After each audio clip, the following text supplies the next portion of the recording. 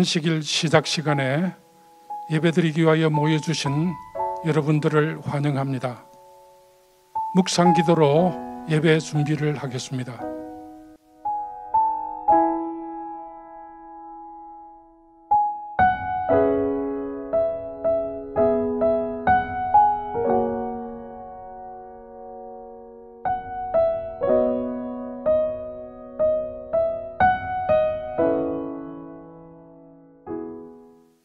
다 일어서셔서 시작하는 찬미 부르겠습니다.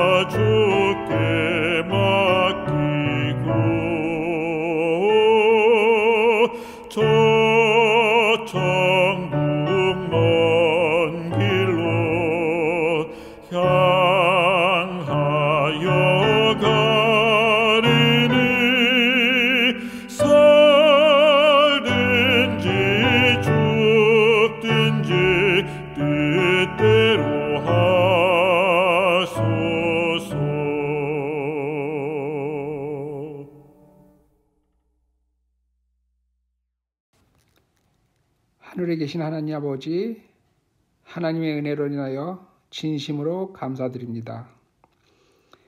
오늘 하루도 온전히 주님 안에서 지낼 수 있도록 인도해 주시고 아버지 하나님만 바라보고 살아가게 해주시니 감사합니다. 세상에 살면서 나도 모르게 세상과 함께 휩싸여 살 때가 많지만 주님이 우리 마음에 와주시고 바로 붙들어 주시고 인도해 주시오. 우리가 어떤 순간에도 예수 그리스도만 바라보며 살게 해 주시옵소서. 주님과 함께하는 삶이 가장 기쁜 시간이 되게 해주시고 모든 생각과 삶이 예수 그리스도 중심이 되게 해 주시옵소서. 오직 예수 그리스도 십자가 부활의 소망을 바라보며 하나님의 은혜로 사는 저희가 되게 해 주시옵소서. 오늘 안식일 첫 시간 말씀 전하는 목사님에게 능력도 해주시고 말씀 듣는 우리 모두들 성령께서 충만한 시간 되게 해 주시옵소서. 성령께서 항상 저희와 함께 하심을 감사드리며 예수님 이름으로 간절히 기도하옵나이다. 아멘.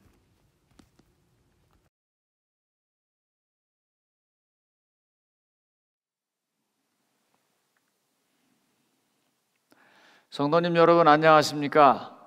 오늘 저는 다니엘서 1장 8절을 주제 성경절로 해서 너무 많이 알아서 우리들에게 득보다는 실이 되는 한 문제를 하나님의 말씀으로 나눠보고자 합니다.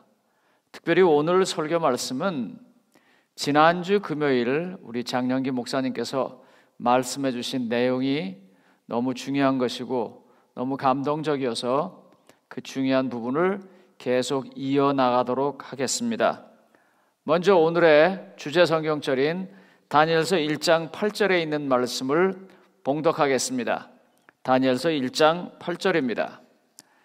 다니엘은 뜻을 정하여 왕의 음식과 그가 마시는 포도주로 자기를 더럽히지 아니하리라 하고 자기를 더럽히지 아니하도록 환관장에게 구하니, 아마 우리 재림 성도님들 중에서 이 성경절 한 번 안 들어보신 분 없으실 것이고 다 아실 겁니다. 제가 이 성경절을 여러분들에게 말씀하기 전에 도표를 하나 좀 보여드리도록 하겠습니다. 아마 여러분들 이 도표가 익숙하실 겁니다. 왜냐하면 지난 주일에 보셨기 때문입니다. 여기 보면 이 도표가 이렇게 나옵니다. 하나님께서 우리를 위하여 하시는 일, 십자가로 희생을 당하셔서 믿는 자들에게 다 구원을 주시겠다고 선포하신 일을 하나님께서 하셨습니다. 그리고 하나님은 그와 같이 역사적으로 전체적으로 한 그와 같은 구원의 일을 구체적으로 개인적으로 또 하십니다. 그게 오른편 쪽에 있는 도표 속에 나오는 얘기입니다. 하나님께서 우리의 속에서 하시는 일, 우리가 성화되어져 가는 과정입니다. 다시 말하면 우리가 하나님의 자녀로서 적합하게 되어져 가는 과정입니다. 매일의 믿음으로 말미암는 의를 경험함으로 해서 평생 동안 누릴 수 있는 축복입니다. 오늘 이 부분을 조금 더 말씀드리려고 합니다. 먼저 누가복음 12장 49절로 50절에 있는 말씀을 보도록 하겠습니다. 누가복음 12장 49절로 50절입니다. 내가 불을 땅에 던지러 왔노니 이 불이 이미 붙었으면 내가 무엇을 원하리요? 나는 받을 침례가 있으니 그것이 이루어지기까지 나의 답답함이 어떠하겠느냐? 이것은요, 예수님의 제자 베드로가 예수님한테 선생님 왜 꼭 그렇게 비유로 말씀하십니까? 라고 묻는 질문에 예수님께서 하신 답입니다. 주인의 재물을 성실하게 종들에게 나눠줄 사람들을 찾고 있다는 비유를 예수님께서 말씀하셨어요. 다시 말하면 하나님의 구원의 복음을 온 세상 사람들에게 성실하게 나눠줄 사람을 찾겠다고 하시는 말씀이고, 예수님 자신도 그 일을 하기 위해서 오셨다는 이야기를 하고 있는 중입니다.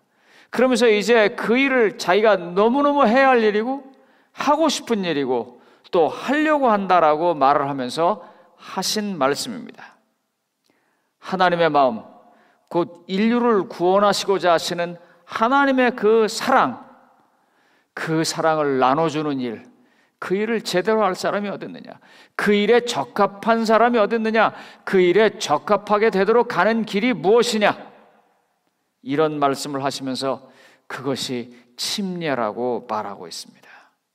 본인도 이제 그 일을 위해서 십자가의 죽음의 침례를 바라보고 기대하고 산다는 것입니다. 예수님은요, 근데 이 사실에 대해서 한 번 더 약간 다른 각도에서 말씀하십니다. 그건 마가복음 10장 38절입니다. 마가복음 10장 38절은 이렇게 말합니다. 예수께서 이르시되 너희는 너희가 구하는 것을 알지 못하는도다.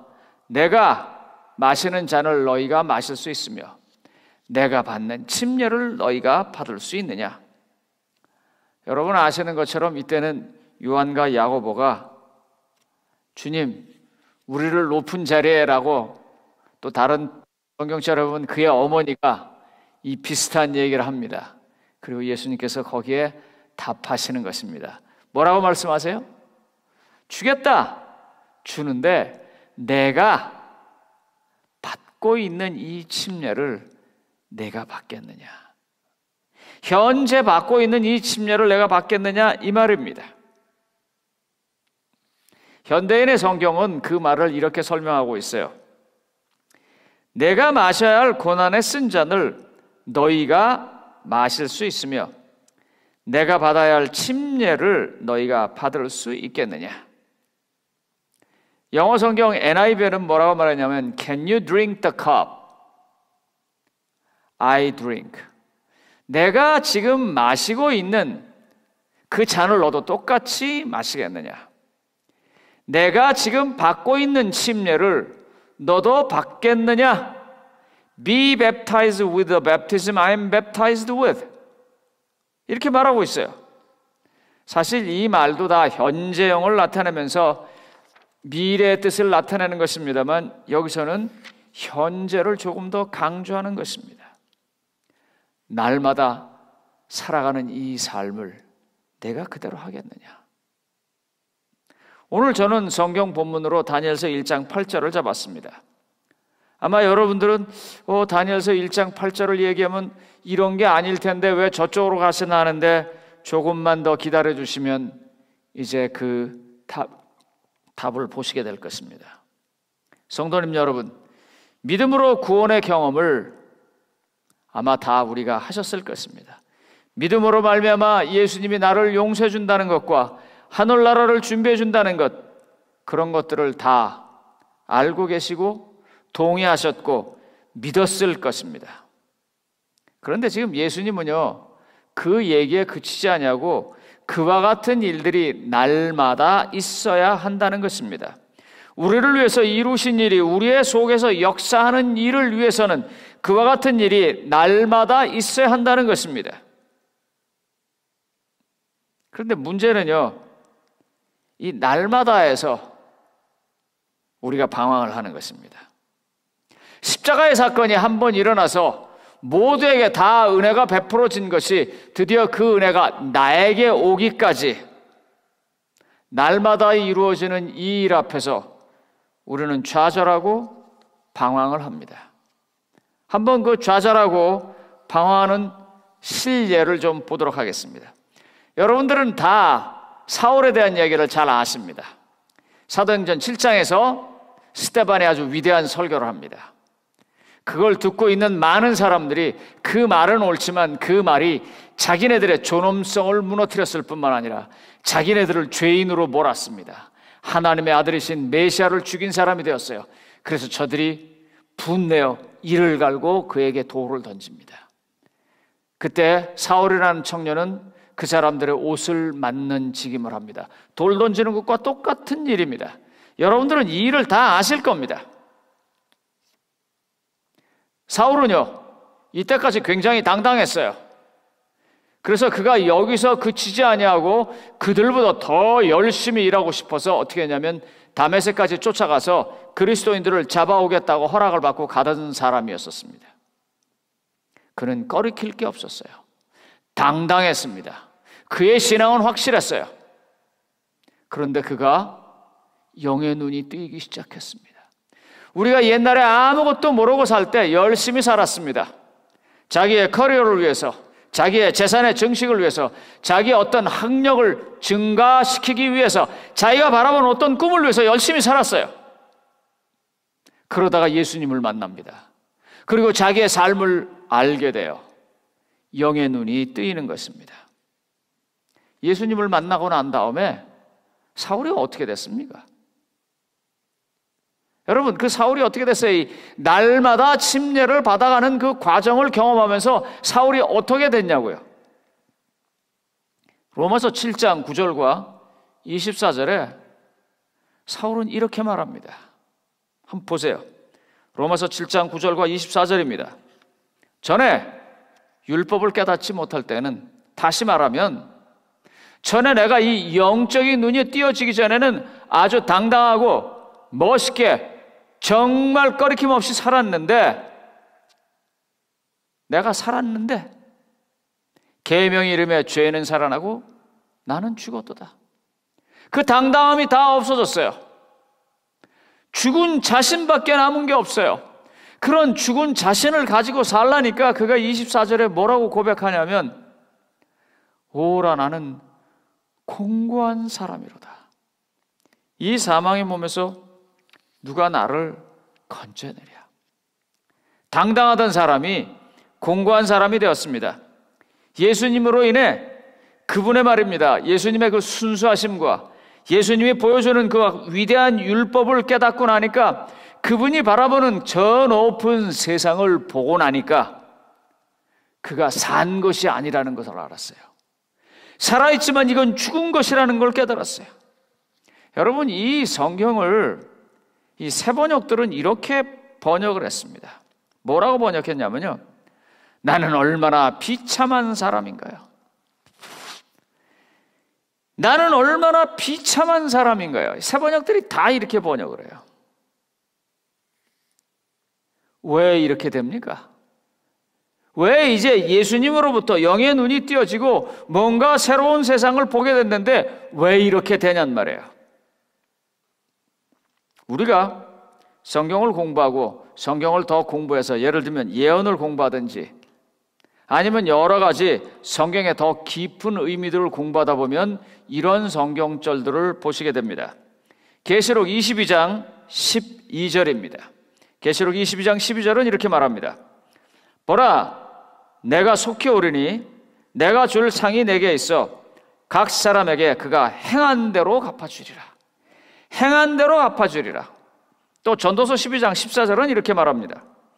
하나님은 모든 행위와 모든 은밀한 일을 선악간에 심판하시느니라. 고린도서 5장 10절은 또 이렇게 말합니다.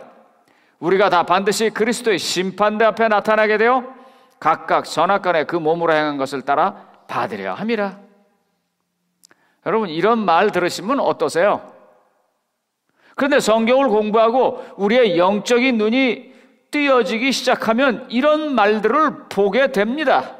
그리고 이런 말 앞에 서게 돼요. 그래가지고 어떻게 돼요? 위축이 되는 것입니다. 그 앞전에 죄인이었을 때 예수 그리스도를 믿었을 때 그때 받은 감격, 그때 받은 기쁨, 그게 사라지고 어쩌지?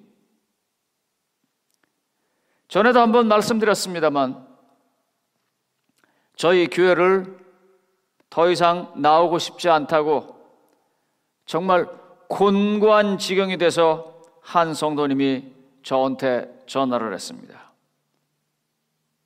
오래전에 저와 함께 교회 다니시던 다른 곳에 계신 성도님입니다. 그분이 이렇게 얘기하세요. 당신은 예수 그리스도를 믿어서 너무 기쁘고 그 안에서 행복하게 사는데 한 번은 교회에서 성도님 여러분 구원 받으셨습니까? 하고 앞에 선 설교자가 말하고 손을 들라니까 당신은 너무 좋아서 와 하고 손을 들었다는 거예요. 아멘 그랬는데 둘러보니까 그 교회에 있는 모든 사람 가운데 오직 자기만 손 들었다는 거예요. 그래서 그 손을 내렸습니다. 설교자가 아마 더 많은 분들이 호응해 주기를 바랐었는지 한 번 더 물었습니다. 이분이 다시 또 손을 들었어요. 그러나 첫 번째보다는 훨씬 크게 못 들었습니다. 세 번째 물을 때는 이분 스스로도 목소리가 들어가더라는 거예요. 그러면서 이분이 이렇게 말했어요. 구원의 확신도 없는 공동체, 제가 더 이상 있기가 어렵습니다. 왜 그러면 우리의 성도님들이 이와 같은 확실한 구원의 확신 속에서 살지 못합니까? 이 앞부분의 성경절들, 그 성경절들에 대한 올바르지 못한 해석과 적용 때문입니다. 사울이 잘 알지 못할 때 다메섹 남의 나라까지 갈 정도로 당당했습니다. 그런데 그가 율법이 자기 속에 들어오기 시작했습니다. 하나님의 진정한 의도가 무엇인지 알게 되었어요. 그리고 나서 자기 자신을 보니까 자기는 구렁텅이 속에 빠져있는 공고한 사람, 비참한 사람이었었습니다. 성도님 여러분들, 처음 교회 다니실 때 어떠셨어요? 처음 교회 와서 정말 세상 천지 모를 때 주변에 있는 성도님들이 내게 잘해주고 목사님의 말씀이 좋았고 교회가 따뜻했고 그래서 신나게 다니다 1년, 2년, 3년 돼서 이제 드디어 어떻게 됩니까? 교회에서 여러 가지 직분을 맡고 사역을 하고 교회 사정을 알다 보니까 어떻게 되셨어요? 아마 제가 알기로는, 제 경험으로는 많은 분들이 신앙을 발전시켜 가기도 하지만 더 많은 분들이 회의하고 회의 속에 빠지고 좌절하시는 것 같습니다. 그래서 그 다음에 직분을 주려고 그러면 안 맡아요. 왜냐하면 이 앞전의 성경절을 보면 자기가 분명히 부족하거든요. 선악간에 은밀하게 심판을 하시리라. 그 말 앞에 어떻게 서겠어요? 내 행위대로 다 갚으리라. 내 행위가 뻔한데 어떡하겠어요? 그래서 자꾸 위축이 되고 저 이제 그만하겠습니다. 저 안 하겠습니다. 그렇게 되는 것입니다. 그런데 성도님 여러분, 이게 정말 하나님의 뜻일까요? 하나님은 우리를 처음 구원시킬 때 그때만 하나님이시고 우리가 이제 구원받은 성도로서 날마다의 그리스도와 똑같은 그 잔을 받아 마시면서 살아가려고 하면서 실패하고 성공하고 무너지고 다시 일어나는 그와 같은 때는 하나님은 거기 계시지 않는가요? 하나님은 그때 더 가까이 오십니다. 그리고 하나님은 더 가까이, 더 강하게, 더 따뜻하게 우리를 붙잡아 주십니다. 제일 처음 내가 침례를 받고 예수 그리스도를 믿었을 때보다 이제 하나님의 종으로 사역을 하고 하나님의 교회를 섬기고 그리고 백성들을 향해서 하나님의 종으로 선지자로 나설 때 하나님은 더욱 가까이 있는데, 더욱 가까이 계시는데 성도님들이, 사람들이 그때 하나님을 보지 않습니다. 그리고 성화가 되지 못하고 문제가 된 자기만을 보는 것입니다. 제 경험을 얘기하겠습니다. 제가 예수님을 알게 되고 성경을 공부하고 드디어 율법의 의미를 깨닫기 시작하니까요, 미치겠더라고요. 그래 너무너무 괴로워서 하루는 제 선배 목사님에게, 선생님에게 이렇게 말했어요. 목사님, 저는 예수도 마귀도 다 없었으면 좋겠습니다. 그랬어요. 공고한 사람입니다. 마귀는 당연히 싫으니까 못 가고 예수님은 좋지만 안 되니까 못 가고 난 그 중간에서 너무 힘들었던 거예요. 내가 차라리 몰랐더라면, 하나님을 몰랐더라면, 예수님의 십자가를 몰랐더라면, 그 사랑을 몰랐더라면, 하나님의 그 위대한 율법을 모르고 세상에서 그냥 살았더라면 전 당당하게 살았을 거예요. 그런데 제가 예수님을 봤다고요. 사도 바울이 다메섹으로 가다가 주여 니시오니까 하는 것처럼 그 소리를 들었단 말이에요. 그런데 예수님이요, 사도 바울에게 눈 멀게 해놓고 소리만 들려주고 그냥 떠나셨냐고요? 아니잖아요. 그의 방향을 돌려놓으시고 그를 율법 안에서부터 드디어 은혜 안으로 이끌어 주시고 그에게 새로운 사역을 주시면서 하나님은 더 가까이 가셨단 말입니다. 그를 더 굳게 붙잡아 주셨단 말입니다. 그런데 왜 이런 성령절들 앞에서 우리의 성도님들이 좌절하고 방황하는지 모르겠어요. 왜 우리에게 하나님께서 내가 알아서 해줄게, 내가 뒤에서 밀어줄 거야, 내가 널 지킬 거야 하면서, 그러니까 내가 있으니까 한번 해봐 하면서 하나님의 중요한 사역, 그가 복받을 수 있는 사역, 다른 사람이 복받을 수 있는 말씀을 나눌 수 있는 기회를 줄 때 주저하지 마시기 바랍니다. 그걸 꼭 받게 되시기 바랍니다. 그 일을 할 때 하나님은 더욱 가까이 계실 것입니다. 그런데 많은 분들이요, 그거하다 잘 안 되면 그 십자가에 달려 돌아가신 예수님이 내 안에서 여전히 똑같이 일하는 것을 잊어버리고 자기만 바라보고 자기의 실패를 바라봅니다. 야고보 선생님은 야고보서 2장 10절로 11절에서 이렇게 말을 합니다. 이 말 때문에 무너지는 거예요. 누구든지 온 율법을 지키다가 그 하나를 범하면 모두 범한 자가 되나니 간음하지 말라 하시니가 또한 살인하지 말라 하셨은즉 내가 비록 간음하지 아니하여도 살인하면 율법을 범한 자가 되느니라. 여러분, 이런 기준으로 따져가지고요 온전하게 살아남을 수 있는 사람 하나도 없습니다. 아무도 없습니다. 그 사람이 사역을 감당하든지 감당하지 않든지, 예수님을 믿었든지 예수님을 믿지 않았든지, 그가 예수님 믿기 전에 사울이든지 아니면 예수님 믿고 나서 바울이든지 이 법 앞에서 자기 스스로 힘으로 빠져나갈 수 있는 사람은 아무도 없습니다. 이런 기준의 율법을 가지고 자기 자신에게 갖다 놓고 바라보니까 로마서 7장 9절과 24절이 나오는 거예요. 뭐예요? 전에 내가 법을 깨닫지 못할 때는 내가 살았더니 계명에 이르며 나는 죽었고 내가 죽었기 때문에 내가 할 수 있는 말은 오라 나는 공고한 사람이로다. 누가 나를 이 힘든 지경에서 건져주겠느냐. 이 말 이외에 할 말이 없는 것입니다. 성도님 여러분, 율법을 제대로 깨달으면요 다 이렇습니다. 확실해요. 율법이 분명히 이러니까는요. 그런데 하나님께서는요 깨닫게 하시고 그냥 갑니까? 의사 선생님이 오셔가지고 검사를 잘 합니다. MRI도 찍고 CT도 찍고 피검사도 하고 모든 걸 다 하고 나서 뭐라고 말하냐면 당신은 무슨 병에 걸렸습니다. 이 병은 매우 지독한 병입니다. 당신은 살지 못할 것입니다. 그렇다면은 그 의사 선생님이 무슨 소용이 있습니까? 차라리 그거 모르고 하루를 살더라도 편안하게 살다 죽는 게 낫지. 성경이 그러냐고요. 네가 죄인이다. 내가 문제가 있다. 넌 도달하지 못해.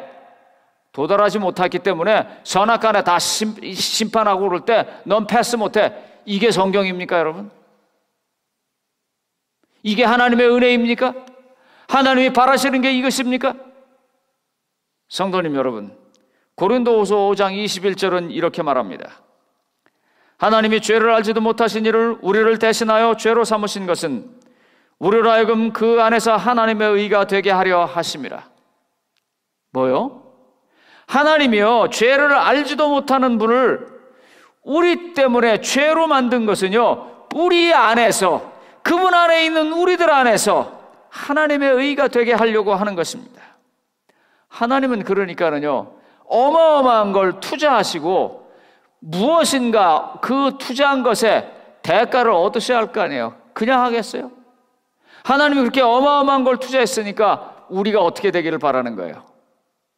날마다의 삶에서도 이길 수 있는 길도 만들어 주시는 것입니다. 내가 마시는 잔을 마시겠느냐? 그러면 갈 거야. 하나님이 그렇게 말씀하실 때는 길이 있으니까 말씀하시는 거예요. 저는 오늘 여러분들에게 탕자의 비유를 다시 한번 좀 생각해 보게 말씀드리고 싶습니다. 탕자가 어떻게 했냐면 자기 아버지한테 곤고해서 돌아가면서 무슨 생각을 하냐면요 날 종으로 써달라고 그러라. 왜요? 선악간에 은밀하게 심판한다고 하시는 그 말, 내가 행한 대로 갚아주겠다고 하는 말, 내가 이 죄를 저지르면 저걸 안 저질러도 다 죄이다는 말로 비교해 보니까 자기는 아들이 될 수 없는 거예요. 될 수 없죠. 그러니까 어떻게 해요? 그냥 종처럼 살게 해주십시오. 우리가 그럽니다. 하나님 앞에서요. 그런데 아버지, 다시 말하면 하나님은 어떻게 하셨어요? 하나님은요, 아버지는요, 상거가 뭔데 아직도 저기 있는데 뛰어간 건 아들이 아니고 아버지십니다. 그리고 가서 그에게 아버지의 겉옷을 입힙니다. 다시 말하면 그의 더러운 것들을 감춰주셨어요. 뿐만 아니라 어떻게 했어요? 그분이요, 자기의 반지를 뽑아서 그에게 끼워줍니다. 여러분 아시는 것처럼 결혼 반지하면 결혼했다는 거고요, 임금이 반지를 가졌다는 건 옛날의 도장입니다. 지금 아버지의 반지를 가졌다고 하는 것은 아버지의 아들이라는 거고 아버지의 권위가 그에게 다 있다는 거예요. 하나님은요 아버지는요, 단 한 번도 집에 나갔던 들어왔던 재산을 그대로 가지고 있든 아니면 재산을 다 날렸든 그를 종으로 생각한 적이 없습니다. 아버지에게는 여전히 아들이 있습니다. 성도님 여러분, 내가 분명히 하다 실패합니다. 사람이니까요, 안 됩니다. 어떤 때는 이 율법을, 어떤 때는 저 율법을 어기면서 살아갑니다. 그래갖고 말합니다. 하나님, 내가 이거 잘못했으니까 종으로라도. 그런데 하나님 뭐라 그래요? 그때에도, 내가 처음 믿을 때 그때뿐만 아니라 바로 그때에도, 그것이 10번이든 100번이든 그때에도 하나님은 여전히 겉옷을 그에게 입히고 가락지를 껴줍니다.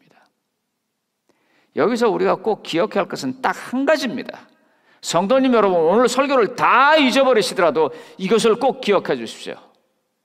아들은요, 아버지 안에 인도하는 살아있습니다. 그가 그릇을 깨든 아니면 돈을 가지고 또 가서 또 어디 가서 뭐 사업을 하다 실패를 하든 그는 아버지 안에 있는 동안은 아들입니다. 그가 잘해도 아들이고 못해도 아들입니다. 여러분, 야고보서 2장 12절에 이런 말을 합니다. 야고보서 2장 12절입니다. 이 성경절은 참 중요하니까요. 여러분들 한번 좀 그냥 어디다 적어놨다 나중에 두고두고 좀 보세요. 너희는 자유의 율법대로 심판을 받을 자처럼 말도 하고 행하기도 하라. 너희가 말하고 행동하는데 어떻게 하라고요? 자유의 율법으로 심판받을 사람이라고. 이 말이 좀 어려워서 공동번역과 영어 성경을 봤습니다. 이렇게 나옵니다. 공동번역에요. 뭐라고 나오냐면요, 여러분은 인간에게 자유를 주는 법에 따라서 인간에게 뭘 주느냐? 자유를 주는. 아버지가 뭐라고 말하냐면, 내 안에만 있어. 내 안에서 네가 필요하면 돈도 쓰고, 네가 내 안에서 사업을 하고 싶으면 사업도 해보고, 농사를 짓면 농사를 한번 해봐. 내가 다 책임져 줄게. 성도님 여러분, 성경을 공부하고 예언을 공부하고 조사심판을 공부하면서 심판에 대한 이야기가 나오면 제발 갑자기 눈을 확 돌려가지고 하늘을 바라보던 눈을 내 자신을 바라보면서 이 부족한 것, 저 부족한 것, 여기서 율법 저지른 것, 저기서 계명 어긴 것, 그거 바라보지 마세요. 이때에도 여전히 우리가 바라봐야 할 것은 하나님인 것입니다. 하나님이 여전히 우리를 붙잡고 우리 안에 하나님께서 하나님 안에만 있다면 다 책임져 주시는 그분인 것을 믿게 되시기 바랍니다. 여러분, 로마서 3장 31절이 그래서 이렇게 말합니다. 그런즉 우리가 믿음으로 말미암아 율법을 파기하느냐? 그럴 수 없느니라. 도리어 율법을 굳게 세우느니라. 여러분, 그때요, 여러분들이 꼭 기억하셔야 할 게 있습니다. 우리가 꼭 기억해야 할 게 뭐냐면, 여기서 율법을 굳게 세우는 게 우리라고 착각하시면 안 됩니다. 우리가 예수님으로 믿기 때문에, 우리가 예수님을 믿기 때문에 의롭게 되고 믿음으로 말미암아서 율법이 굳게 세워지는 것도 하나님 몫입니다. 우리는 하나님 안에만 계시면 되는 것입니다. 이런 율법, 이런 심판, 이런 하나님 안에서 자유할 수 있지 않을까요? 내 부모님이 저에게 와서 돈은 100만 불을 주면서, 중환아, 너 한번 사업해봐라. 사업하다 망하면 내가 또 100만 불 줄게. 한번 해봐. 그래서 네가 사업 성공할 때까지 그때마다 100만 불씩 줄 테니까 한번 해봐라. 성도님 여러분, 만약에 그런 아버지가 있다면 그 돈 받고 100만 불 갖고 부동산을 하시든 의료사업을 하시든 아니면 어떤 비즈니스를 하시든 장사를 하시든 어떻게 했어요? 열심히 하고 당당하게 할 수 있을 것입니다. 성공할 때까지 아버지께서 밀어주신다 그랬어. 아버지한테는 돈이 끝도 한도 없어. 아버지가 밀어주신데 그걸 믿는 아들이면 뭐가 그렇게 힘들겠어요? 자유의 율법대로 살아가는 사람처럼 말도 하고 행동도 하라고 하는 야고보서 2장 12절에 있는 말씀이 우리에게 있다면, 선악간의 은밀한 것을 심판하시는 하나님, 우리의 모든 행위대로 갚아주시는 하나님 앞에서 다시 하나님의 은혜를 의지하고 당당하게 나서서 살다가 보니까 어느 순간에 어떻게 돼요? 우리도 하나님처럼 날마다 그 잔을 마시면서 살아가는 날마다의 침례를 받는 사람이 될 것입니다. 에베소서 2장 8절은 이렇게 말합니다. 성도님 여러분, 에베소서 2장 8절입니다. 너희는 그 은혜에 의하여 믿음으로 말미암아 구원을 받았으니 이것은 너희에게서 난 것이 아니요 하나님의 선물이라. 이것은 너희에게 난 것이 아니요 하나님의 선물이라. 구원은요, 우리가 하는 게 아닙니다. 우리가 얻을 수 있는 게 아니에요. 우리가 돈 주고 살 수 있는 게 아니에요. 구원이 분명히 앞에서 믿음으로 말미암아 이루어졌을 뿐만 아니라 날마다 삶에서도 이루어져야 한다면 그것도 역시 하나님께서 우리에게 선물로 주셨단 말입니다. 그런데 왜 거기서는 안 믿고 자기 자신을 보면서 난 못해, 난 안 해 이러면서 뒤로 물러나시냐고요. 그렇게 가르치는 것, 그렇게 배우는 것 다 성경적이 아닙니다. 하나님의 구원의 선물은 끝까지 우리를 지키십니다. 오늘의 본문으로 돌아가겠습니다. 다니엘서 1장 8절에 다니엘은 이렇게 말합니다. 다니엘은 뜻을 정하여 왕의 음식과 그가 마시는 포도주로 자기를 더럽히지 아니하리라고 자기를 더럽히지 아니하도록 환관장에게 구하니라. 여러분, 이때 다니엘이 뜻을 정한 게 뭐라고 생각하십니까? 그래, 레위기 11장에 돼지고기 먹지 말라고 했으니까 내가 저거 안 먹어. 그래, 술 먹으면 안 된다고 자문에 얘기했으니까 내가 포도주 안 마실 거야. 천만에요. 물론 그것도 했을 것입니다. 그러나 그런 결정을 하기 전에 다니엘이 제일 먼저 한 결정은 내가 하나님의 자식이다. 내가 하나님의 자녀이다. 내가 하나님의 아들이다. 절대로 내가 이 사실을 잊지 말자 하는 것을 그가 정한 것입니다. 그가 하나님 안에 있어야 한다는 것을 정한 것입니다. 여러분, 로마서 7장을 보면은요, 공고한 사람이라고 말해놓고요, 설명 없이 갑자기 로마서 8장에서 이렇게 얘기를 해버립니다. 여러분들, 이거는요, 여러분들 스스로만이 풀 수 있습니다. 여기 주석이 없어요. 어떤 주석도 여기에 대한 설명이 없어요. 로마서 7장에서 나는 공고한 사람이라다, 나는 다 죽게 생겼다, 그렇게 말해놓고 로마서 8장 1절에 갑자기 이렇게 말합니다. 그러므로 이제 그리스도 예수 안에 있는 자에게는 결코 정죄함이 없나니 이는 그리스도 예수 안에 있는 생명의 성령의 법이 죄와 사망의 법에서 너를 해방하였습니다. 다니엘이 뭘 정했다고요? 난 하나님 자식이야. 나는 하나님 안에 있는 사람이야. 나는 하나님 안에 있는 존재야. 사울이요, 바울이 되어서 곤고한 사람에서부터 극적으로 넘어가는 게 뭐냐면 그러므로 그리스도 예수 안에, 이 말입니다. 예수 안에 있는 자에게는 사망에서 생명의 법으로, 율법의 죄의 법에서부터 성령의 법으로 바꿨다고 하는 것입니다. 이걸 사도 바울은 설명을 안 해요. 왜냐면 할 수가 없으니까요. 이건 자기가 경험해야 하는 일이니까요. 하나님 안에 살아본 사람이 하는 것이니까요. 다니엘처럼 나는 하나님의 자식이야. 상황이 어떠하든지, 내 처지가 어떠하든지, 내가 병들었든지 건강하든지, 내가 돈을 잘 벌었든지, 내가 사업에 실패를 했든지, 내가 율법을 나름대로 지키면서 교회에서 존경받는 교인이든지, 아니면 교회나 사회에서 손가락질 받는 전과자든지 문제 있는 사람이라 할지라도 나는 하나님의 자식이야. 왜냐하면 내가 잘나서가 아니라 하나님이 나를 안 버렸기 때문에 난 그 하나님을 믿을 거야 하고 나가는 사람들, 그 뜻을 정하는 사람들에게 생명의 성령의 법이 함께할 것입니다. 성도님 여러분, 이와 같이 아버지의 집에 사는 자들만이 이 일을 할 수 있습니다. 저는 오늘 마지막 찬미를 256장을 부를 것입니다. 주 예수 넓은 사랑. 이 찬미를 할 때 그 넓은 사랑이 세상의 모든 사람 다 용서해 주는 것에 그치지 않냐고, 나, 비록 지금 있는 나, 문제가 많은 나, 오늘도 여기 오기 전에, 오늘도 이 말씀을 듣기 전에 정말 수치스럽고 속상한 그런 상처를 가진 나를 위해서 주에서의 넓은 사랑이 다시 한번 보여진다는 것을 기억해 주시고, 꼭 바랍니다. 하나님의 자식임을 잊지 말고 상자가 돌아가서 아버지 집에 살아가는 것처럼 하나님에 있는 결심 속에서 조금도 흔들리지 말기를 바라면서 말씀을 마치겠습니다. 다 일어나셔서 마치는 찬미를 부르겠습니다.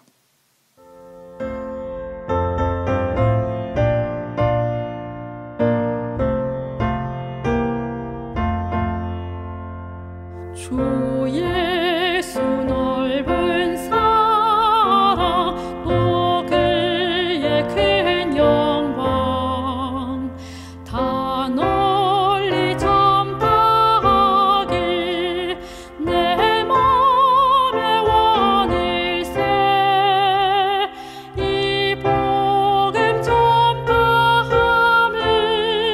생명의 진리요 내 맘의 모든 소원 만족해 함일세 이 복음 전파하여 그 사랑 알게 하고 온 세상 구원하길 내 평생 원일세 이 복음 전할 때에 큰 기쁨 넘치네 더 널리 전파하길 내 맘의 원일세 주 예수 복된 말씀 날 구원했으니 그 기쁨 참지 못해 이 복음 전하네 이 복음 전파하여 그 사랑 알게 하고 온 세상 구원하길 내 평생 원일세 이 복음 들은 사람 날마다 들어도 새 소식 들음같이 늘 듣기 원하네 저 천국 영광 중에 새 찬송할 때도 그 기쁜 찬송 제목 이 노래뿐일세 이 복음 전파하여 그 사랑 알게 하고 온 세상 구원하길 내 평생 원일세 하나님 아버지, 찬미 부를 때 곡조가 들어간 저희의 기도로 들어주시옵소서. 그리고 그 기도에 응답해 주셔서 우리가 처음 하나님을 알게 되고 예수님을 믿은 감격 속에 살다가 일상의 삶에서 실수하고 무너져서 아주 작아지고 아주 연약해져 비참한 지경에까지 간 저희라 할지라도 여전히 하나님께는 똑같은 사랑스러운 자녀인 것을 저희들이 알게 해주시고 하나님 안에 있게 하여 주시옵소서. 그렇게 뜻을 정하고 하루하루 살아가다가 주님과 함께 날마다 침례받으며 주께서 다시 오시는 날 기쁨으로 주를 맞이하게 해주시기를 우리 구주 예수님의 이름으로 간절히 축원하옵나이다. 아멘.